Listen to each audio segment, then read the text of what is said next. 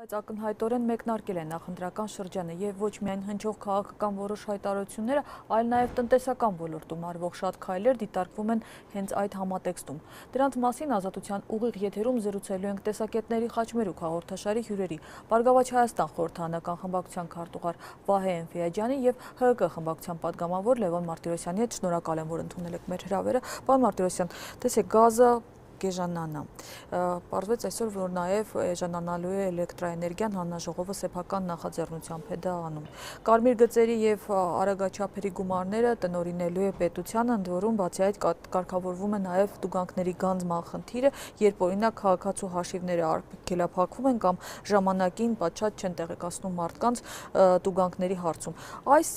բոլոր լավ դրական նախաձեռնությունների վերաբերյալ միայն մի, այսպես ասած,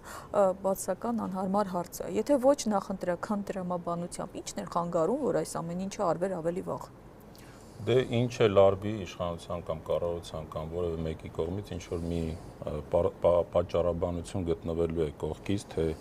ինչի համար է դա արվում, կարող է լավ բան է արվում։ Կարծում եմ բոլորը դա ընդունում են եւ կարծում եմ այն բաները, որ արվում են, ինչ որ առումով սպասված էին եւ դա պետք է ողջունել այդ առումով ընտրություններին նախընտրական փուլ ավելի ճիշտ սկսում է ընտրություններից մեկ օր անց բոլոր նորմալ ժողովրդավարական երկրներում եւ սա պայմանավորվել նախընտրական փուլով իհարկե կարելի է, բայց նախընտրական փուլի մեջ ենք մենք միշտ, որովհետեւ միշտ ընտրություններ լինելու են եւ այդ ընտրությունները ինչ որ մի պարբերականությամբ լինեն այդ ընտրությունների արանքում ինչ է լինի պատճառաբանվելու է նախընտրական տրամաբանությամբ այնպես որ դրական այն է որ հասարակության սպասելիքները արդարանում են, իսկ թե ինչով են դա պատճառաբանում այս կամ այն գործիչները, սա երկրորդական խնդիր եմ համարում։ Ողջունելուց բացի, տեսեք, այնուամենայնիվ իհարկե սրանք վաղուց սպասված քայլեր են, այդ մարզտով տարակույս չկա, բայց օրինակ ձեր խորհրդանական գործընկերներից մեկը Ժառանգություն խմբակցության քարտուղար Թևան Պողոսյանը այս ամենից տպավորություն է ստացել, որ կարծես PR-ի ոլորտում նախագահն ու վարչապետը մրցակցության մեջ են մտել եւ իդեպ կոնկրետ հենց այս կարմիր գծերի արագաչափերի վերաբերյալ նա ցավ էր հայտնել, որ ցավոք նախագահի աշխատակազմում չի գտնվել որևէ տնտեսագետ, որը կասեր, թե ինչ ազդեցություն կարող է ունենալ նման հանձնարարական ակնկալվող ներդրումների վերաբերյալ։ Այս ներդրումների մասով մի քիչ անց կխոսենք, բայց դուք այստեղ դիտարկում եք իրոք PR տարեր։ Եթե խնդիրները առանձին ենք վերցնում, սրանք հասարակության մեջ մեծ հնչեղություն ստացած վատ առումով խնդիրներ են, որը որ ըստ էության հասարակության մի զգալի հատված ընդվզել է տարբեր ձևակերպումներով, տարբեր քաղաքական կառույցներ, կուսակցություններ, քաղաքական գործիչներ իրենց դիրքորոշումն ու տեսանկյունը հայտնել են։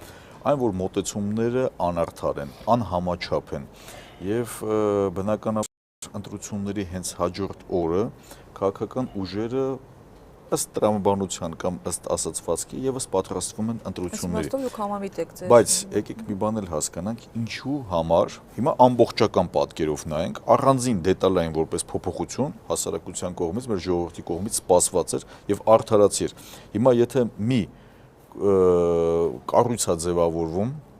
որ շահույթ է հետապնդում 70-30% հարաբերակցությամբ, ընդ որում 70%-ը գնում է մասնավոր սեփականատիրոջը եւ 70% մասնավոր սեփականատիրոջ ըստ էության եւս անձերը ովքեր են կանգնած այդ կառույցի հետևում ոչ մեկի համար այդպես էլ իրավական հարթությունից դուրս, բայց այն շոշափելի խոսակցությունները, որ տեղի են ունեցել, ի վերջո բացատրական պարզաբանման որևիցե աշխատանք չի տարվել եւ այս երկար սպասված ընդվզման նախաձեռնությունները գալ հասնել նախընտրական մեծ հաշվով բնականաբար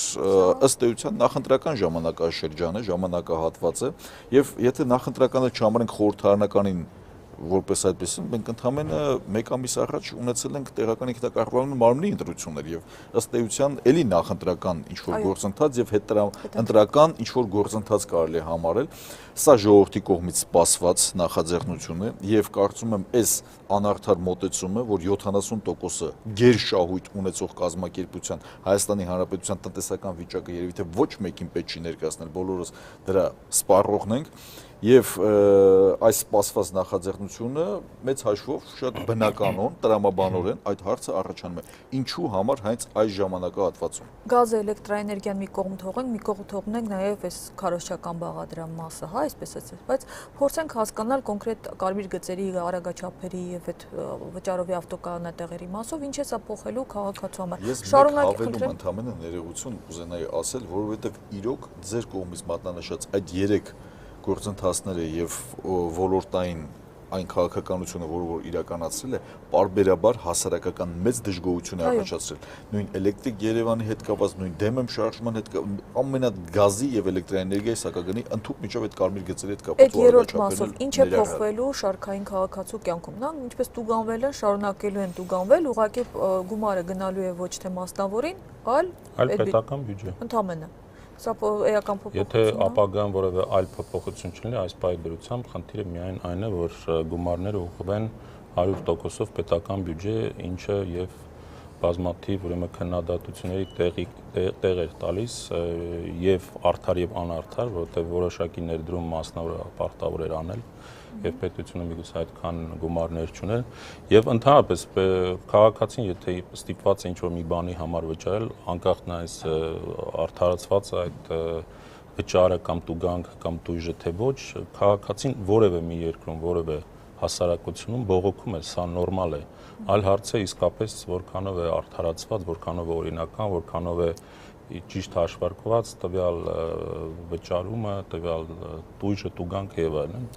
Այս առումով եւ արագաչափերը եւ կարմիր գծերը Հայաստանում չեն հորինվել, վաղուց արդեն կան տարբեր երկրներում, ինչ որ դրական դերակատարություն ունեցել են, ակնհայտորեն ունեցել են նաեւ իհարկե եղել են նաեւ դժգոհությունների պատճառ, բայց ինչպես ասում են, լավ բան է ամեն դեպքում արված եւ սա քաղաքակիրթ երևույթ է, այլ հարց է, որ ինչ որ փոփոխություններ, ինչ որ շտկումներ միշտ էլ հնարավոր են արվել։ Վերապահումներ կան այն իմաստով, թե իրոք լավ բան է արված, որ հիշում եք վարչապետի առաջին հայտարարություններից մեկը վերաբերում էր բիզնես չխլելուն։ Հիմա տնտեսագետները կատարված իդեպ դիտարկում են նաև այս իմաստով։ Ես կարող եմ մեջ բերել Կենտրոնական բանկի նախկին նախագահ Բագրատ Ասատրյանին, որը ասել էր, որ իհարկե արդարությունը պահանջում էր, որ այսպես չշարունակվի, բայց այս եղանակներով 10-օրյա ժամկետում, ես մեջ բերում եմ գյադեք աճ կամ ձախ գնացեք, սա ծանր վճիռ է, եթե իրավական տեսանկյունից մոտենանք ասել են, սա բիզնես խլել է։ Ես ներողություն խնդրում։ Հիմա փաստորեն ստացվում է ովքեր որ բողոքել են այդ բիզնեսմեններից, այդ բիզնեսից, հիմա դրանց պաշտպաններն են դարձել։ Սա ուրեմն քննադատությունը հանուն քննադատության, տարբերություն չկա ինչը քննադատը։ Հիմա արվել է այն, ինչ տարիների կամ ամիսների պահանջ է եղել։ Հիմա էլ ինչի մասն է խոսքը։ Դուք չունեք այդ մտավախությունը, որ բիզնեսի ներդրումների տեսակետից հնարավոր կարող է սա բացասական հետևանքներ ունենալ։ Յուրաքանչյուր պետության եւ պետականության ամրությունը նաեւ կայանում է այնտեղ, որ տնտեսվարող սուբյեկտի եւ անձի գործունեությունը եւ սեփականության իրավունքը պաշտպանված է, բայց եկեք մի հատ հասկանանք ինչ դեպքի մասին ենք խոսում եւ իրավական հարթությունում, օրենքի տառի շրջանակներում իրականում օրենք խախտվել է թե ոչ։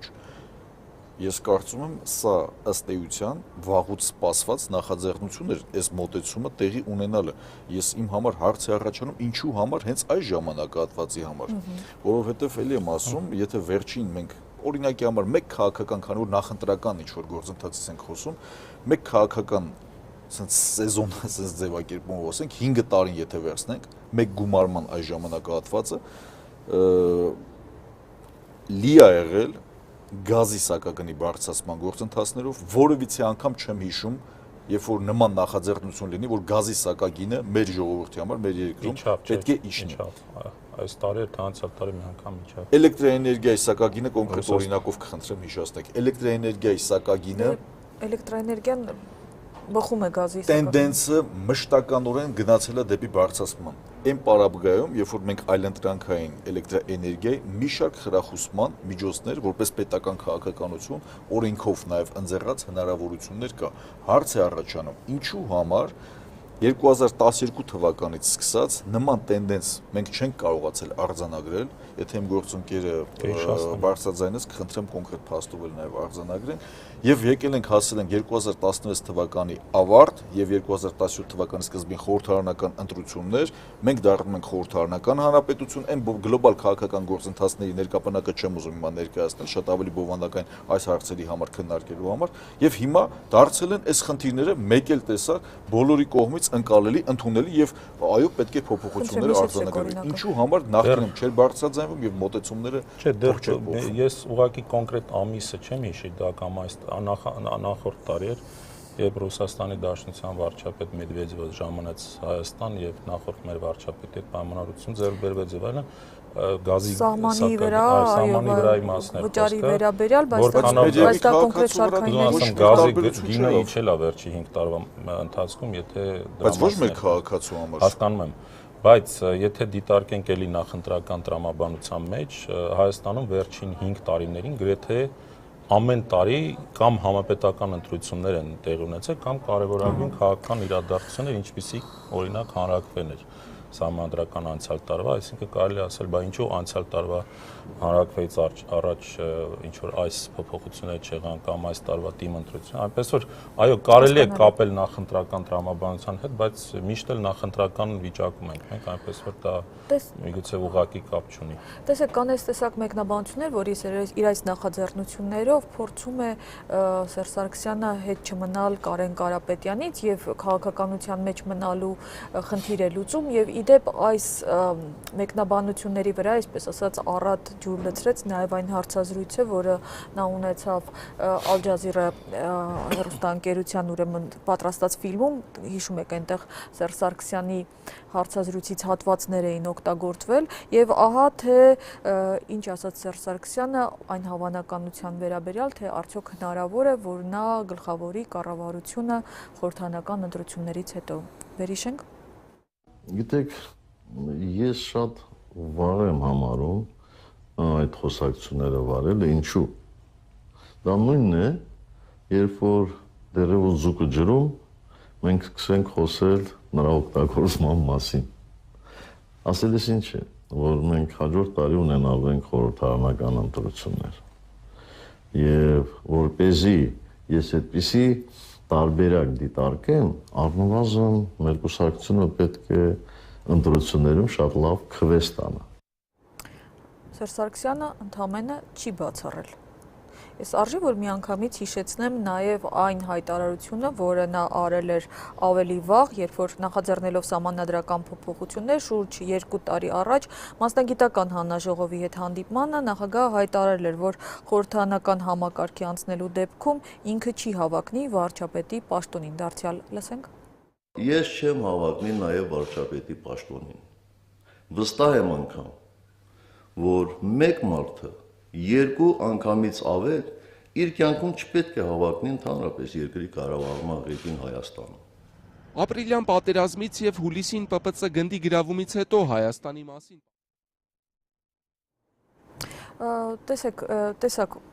կա արդյոք այս երկու հայտարարությունների մեջ ձեր գնահատման որոշակի հակասություն։ Այնտեղ հստակ հնչել էր, որ չի հավակնելու, հիմա փաստորեն չի բացառում։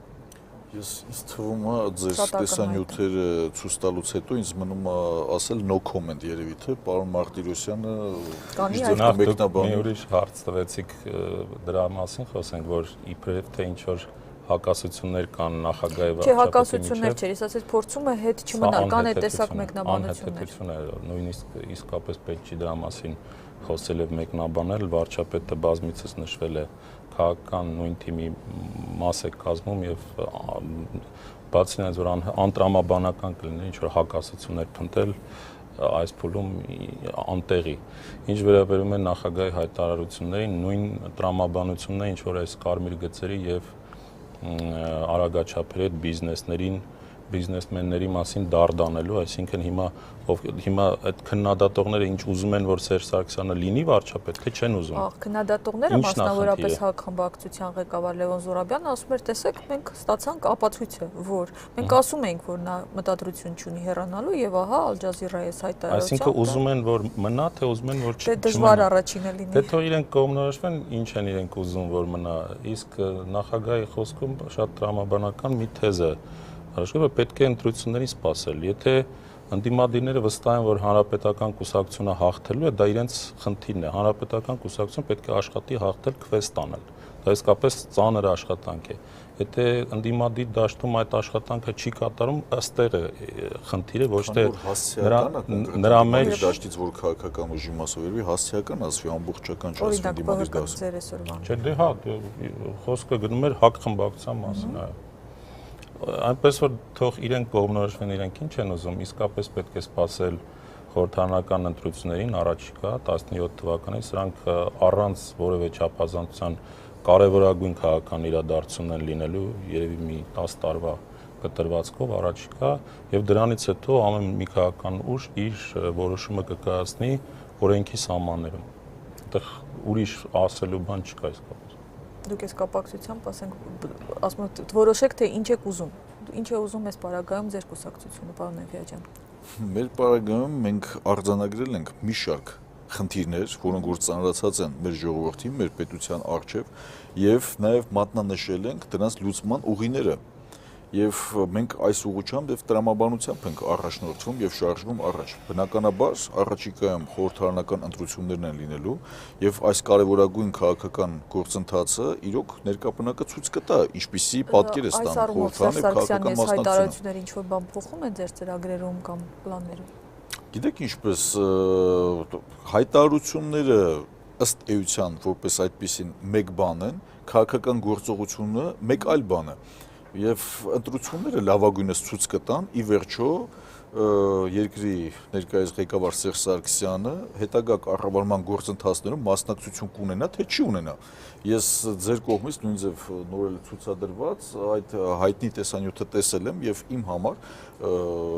հիմք է նաեւ հանդիսացել, ցենց վերցնենք, որ երկրի նախագահան եթե հայտարարում է, որ ինքը չի հավակնում ազգային ժողովի նախագահի, երկրի նախագահի պաշտոններում, ազգային ժողովի նախագահի մասին ոչինչ չէր ասել, հետո Դավիթ Հարությունյանը։ Այո, հետո առանձնացված դե երկրի նախագահի դերակատարումը դերակատարումն հանրապետության գործող նախագահ պետք է մյուս տարվա ընտրություններում падգամավոր ընտրվի, այսինքն պետք է իր ժամկետից շուտ հրաժարական տա, այսինքն այդ մասին խոսել նույնիսկ ծիծաղելի է։ Ինչ վերաբերում է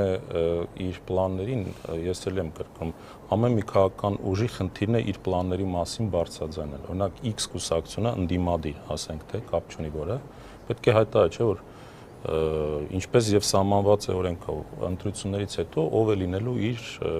առաջադրած վարչապետը։ Սա արդեն մեզ պարտադրում է եւ սահմանադրությունը եւ ընտրական նոր օրենսգիրքը։ Տարբերակ չկա, որ մասնակցի որևէ մի կուսակցություն նախորոք չհայտարարելով թե քաղաքացիական պայմանագիրը հայտարարել է։ Շատ լավ է, դա օրենքից է բխում։ Հիմա մյուս կուսակցությունները պետք է հայտարարեն։ Պատկերացրեք ինչ որ մի քաղաքական ուժի ղեկավար հայտարարի, որ ասենք ինքը չի պատրաստվում լինել վարչապետ կամ նախագահ կամ եւ այլն։ Դա այդքան հետաքրքրություն կառաջացնի հասարակության մոտ կամ քաղաքական համակ, կարծում եմ, որ ոչ։ Հետևաբար մի տեսակ ոնց որ նախորոք ընդդիմադիր ուժերը իրենց պարտությունն են հայտարարում, որ իրենք սպասում են իսկապես ինչ է հայտարարելու հանրապետական կուսակցության ղեկավարը։ Դա ինձ որպես դե այդպես է ստացվում իմ պատկերացմամբ։ Մեկ-երկու քաղաքական ուժերի հայտարարությամբ չի ընդհանրապես։ Ինձ որպես այն քաղաքական թիմի ներկայացուցիչ, որի ղեկավարն է Սերժ Սարգսյանը, սա գոհացնում է, բայց ընդհանրապես որպես քաղաքական գործիչ, որպես քաղաքացի սա լավ բան չէ, այսինքն սա վկայում է այն մասին, որ ընդդիմադիր դաշտում մեղմ ասած շատ բարձր կայացվածության վիճակ չի, որը բոլորիս խնդիրն է, ոչ միայն ընդդիմադիր քաղաքական ուժերի։ Քանի որ քաղաքականությունը ըստ էության իր մեջ ընդհանրում է գործողություն, եւ գործողությունը մենք քիչ առաջ էլ մատնանշեցինք, որ քաղաքական ուժեր կան, չեն մատնանշում, որ անձերով են պատկերացնում երկրի նախագահ, վարչապետ, օրինակի համար ազգային ժողովի նախագահ։ Բնականաբար կհայտարարեն, բայց այդ նույն հայտարարելու ժամանակահատվածը դա ներքին ռազմավարական ինչ-որ մոտեցումներ էլ կա, չէ՞, այսինքն եւ հայտարարել 2016 թվականին, թե խորհրդարանական ընտրությունների նախաշեմին, օրինակի համար, սա ներքին քաղաքական ռազմավարությունը, որ մեջ ըստ էության բովանդակային մեծ հարց կա։ Հիմա տեսեք, դուք քանի որ մատնանշեցիք եւ օրենքի տաղին հղում արեցիք եւ քանի որ այսօր 3 այդ բարձրաստիճան պաշտոնները զբաղեցնում են հանրապետական կուսակցության ներկայացուցիչները, ես կուզենայի նաև դուք բարձրաձայնեիք հանրապետական չի։ Դե հիմա տեսեք, հիմա քաղաքական ուժից նոր մեղադրում էին, որ քաղաքական ուժեր կան, իրանց կուսակցության ներսը այդ տեխնացուն չունեն, որպես կուսակցությունից ներկայացնեն, բայց նույնիսկ հանրապետական կուսակցության ներկայացուցիչները անկուսակցական վարչապետ են առաջադրում։ Այո։ Կուսակցականությունը այստեղ կապ չունի, առաջադրում է մոտեցումները, բայց եք մտածում, որ այլ քաղաքական ուժեր, եթե այսօր 1-2 քաղաքական ուժ իր ներքին ռազմավարությունից բխելով հիմա է հայտարարում, օրինակ իրենց հավակնող տեխնացուները որոնք են։ Ես կուզենայի պարոն Մարտիրոսյան, քանի որ դուք նաև այս հարցի մասին խոսեք, դուք կարող եք այսօր հայտարարել հանրապետական կուսակցության նախագահան ով է լինելու կամ երկրի նախագահի հավակնություն ով է ունենալու, երկրի վարչապետը ով կարող է լինել, ազգային ժողովի նախագահը հաստատ էլի լինելու է Սերժ Սարգսյանը։ Դրա մասին չէ, խոսքը նրա մասին չէ, թե ով է լինելու տվյալ կուսակցության նախագահ։ Որ անձերով եք դուք գնում։ Խոսքը նրա մասին է, որ ուզեն քաղաքական ուժերը, թե չուզեն, նոր սահմանադրությամբ կամ սահմանադրությամբ նոր խմբագրությամբ, որն անցյալ տարի ընդունվել է, եւ դրանից բխող ընտրական օրենսգրքով քաղաքական ցուցակը, դա կլինի կուսակցության ցուցակ, չգիտեմ, քաղաքական դաշինքի ցուցակ, պետք է գլխավորի կամ ցուցակը ներկայացնես պետք է հայտարարվի, թե ով է ընտրություններից հետո, եթե տվյալ ուժը հաղթի, լինելու տվյալ ուժի վարչապետի տեխնացու, վարչապետությունը այնպեսին է, որպեսզի օրենք է խախտվել կամ ինչ-որ մեկը փորձել օրենքը շրջանցել։ Խոսքը նրա մասին է, բոլորը հայտարարեն իրենց հավակնություններն են ուշադրությունը սևեռված է նրա վրա, թե հանրապետական կուսակցության հավանական հաղթանակից հետո Սերժ Սարգսյանը ինչ պաշտոն կգրավի, այսինքն մի տեսակ հավանական հաղթանակ, այս ուղղորդող կարծիքը չասենք, ըստ էության ասենք քաղաքական գործընթացը առաջիկայում տեղի ունենալու, բայց դուք իշխող քաղաքական ուժն եք եւ որպես իշխող քաղաքական ուժ բնականաբար չբացառում հասարակական եւ լրատվամիջոցների ուշադրությունը նաեւ իշխող քաղաքական ուժի տեսնի ինչ ռազմավարությամբ է գնում, բնականաբար բոլոր քաղաքական ուժերն էլ, որ քաղաքական ուժերը բոլորի մասին չասեմ, ովքեր մեծ հավակնություն ունեն քաղաքական մասնակցության եւ շանսերը մեծ են, այդ թվում նաև առանցքային կուսակցություն է Բարգավաճ Հայաստան կուսակցությունը եւ այս հարցերում եւ մոտեցումների կապված մենք որովհետեւ օրենքի խախտում կամ մոտեցում չունենք։ Հետո տեսեք հիմա խախտում չկա, հարցը նրանում է, որ ուզած թե չուզած բոլոր քաղաքական ուժերը, որոնք մասնակցելու են ընտրություններին, որոնք ցուցակներ են ներկայացնելու, այսինքն կարող են դաշինքով մասնակցել, բայց ամեն դեպքում տվյալ ցուցակը կամ տվյալ դաշինքը կամ կուսակցությունը, եթե ցուցակ ներկայացնի, պետք է հայտարարի օրենքով էլ ընդգրկում, թե ով է լինելու իր վարչապետացում։ Այնպես որ ընդամենը 1-2-3 ամիս է մնացել սպասելու, որևէ շտապելու բան չկա։ Իդեպ ներքաղաքական կյանքում վերջին շրջանի ուշագրավ իրադարձություններից մեկը ոչ միայն այն էր, որ փաստորեն Սերժ Սարգսյանը չի բացառում, որ ինքը էլի ղեկավարի կառավարությունը, այլ որ նաև ԲՀԿ-ի հիմնադիր Գագիկ Ծառուկյանը սկսեց չբացառել, որ ինքը կվերադառնա քաղաքականություն։ Եկեք ուղղակի վերհիշենք, թե ինչպես դա տեղի ունեցավ։ Եվ այսօր նայելով ես 2 տարի քաղաքականության այջը ծալեմ, բայց ժողովրդի հետ եմ, պետության հետ եմ, իմ գործունեությունը ինչ որ կա, որ ես անում եմ, արել եմ ամենալավը, առաջինը տնտեսական ճգնաժամը չի եղել, բայց իմ գործունեությունը չի ազդել։ Վերցնեմ սպորտը, որը օր-օրի զարգանալով, մեդալները բերելով, հայազգի պատիվը բարձր պահելով, ժողովրդին ճանաչում տալով, ժողովրդին բերկանք պարգևելով, չասված իմ մնացած գործունեությունները։ Ես այս երկրից եմ, իմ ամբողջ գումարները ներեմ դրա այստեղ եւ իմ ժողովրդի հետ եմ։ Եթե անհրաժեշտություն լինի, եթե դրա կարիքը լինի, եթե կարկառուն քաղաքական գործիչները չեն կարողանում առաջ տանել, պահանջար կլինի,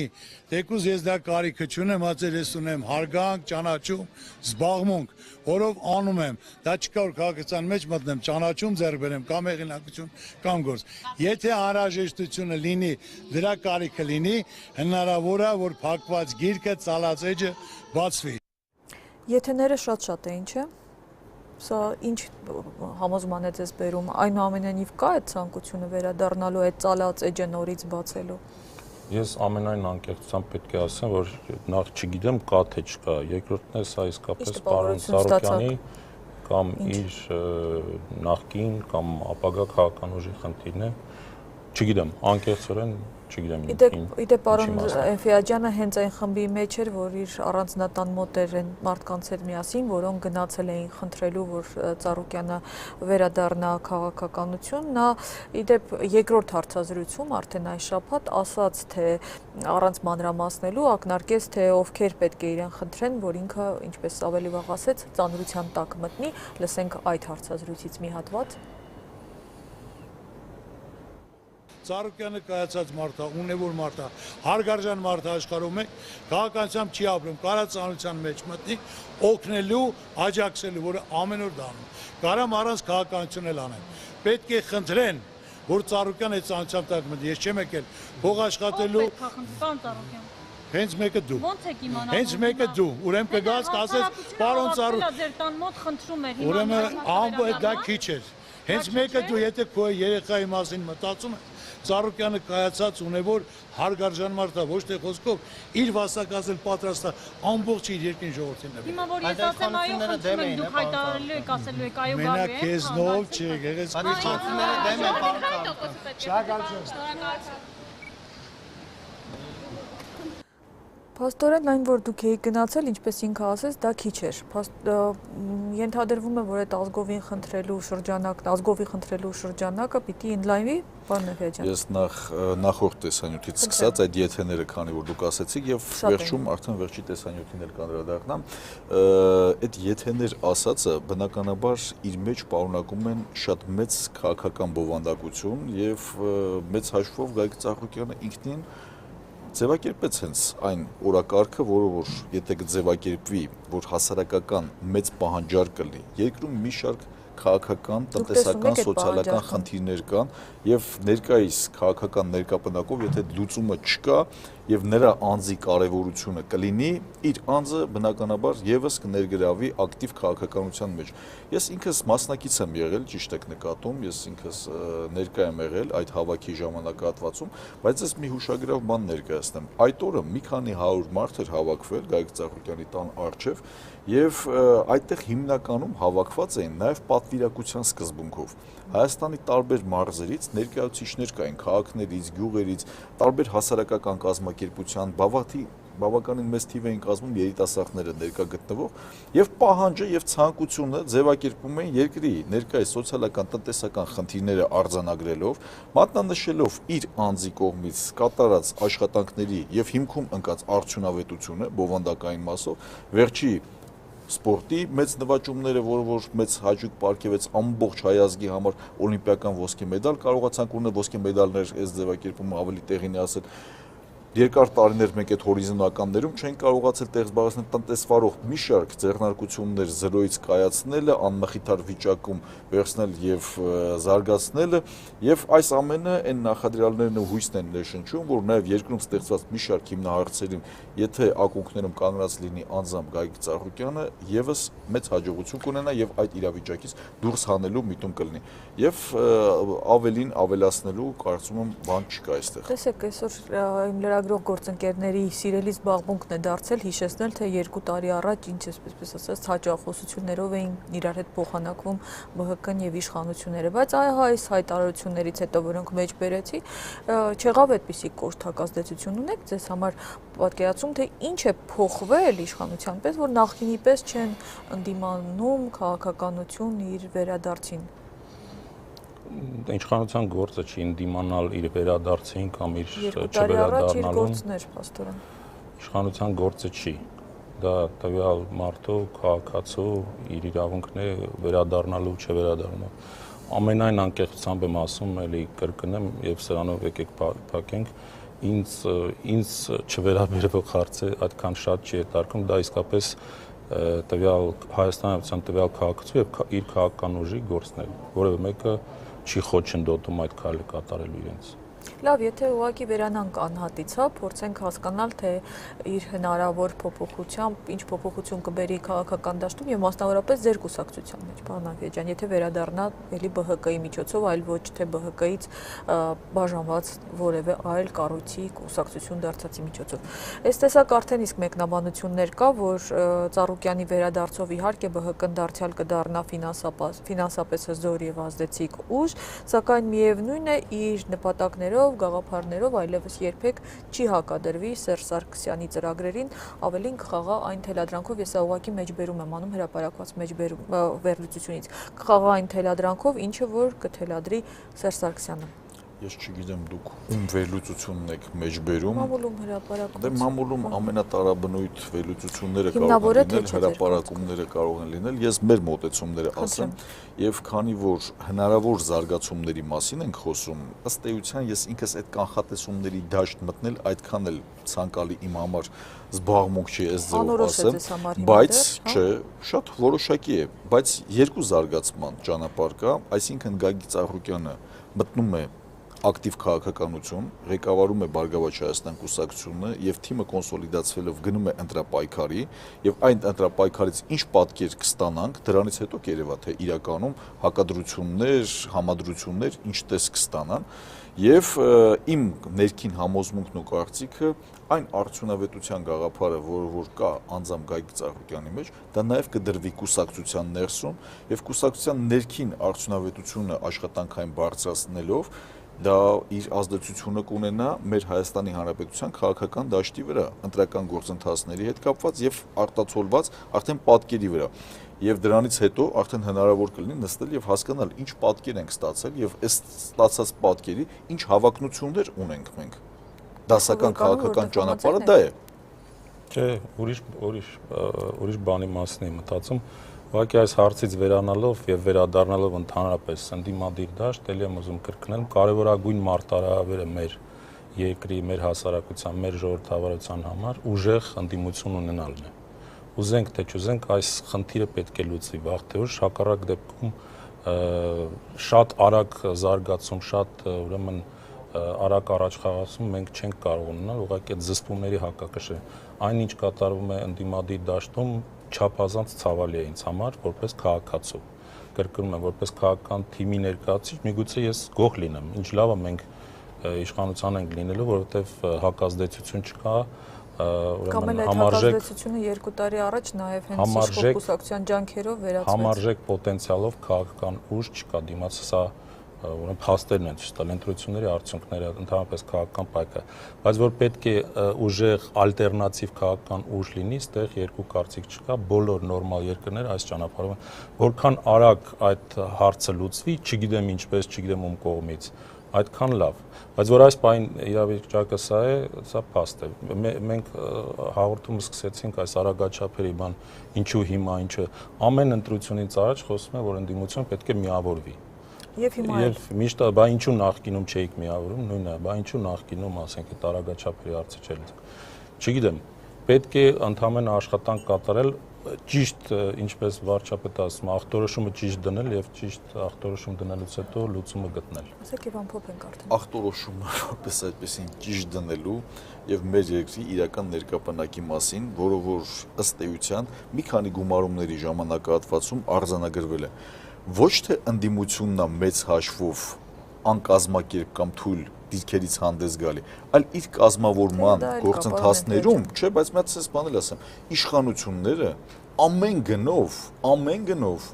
փորձում են չեզոքացնել եւ թույլատնել նաեւ ստեղծվող մնում էր մենք խոսում ենք, բայց նոր խոսում ենք քաղաքակիրթ ձեռքբերումներից, օրինականությունից մեր ապագա ուժեղ ընդդիմությունից վաղը կարող է մեկ լինենք իշխանություն, դուք լինեք ընդդիմություն, որ Դոնալդ Թրամփը,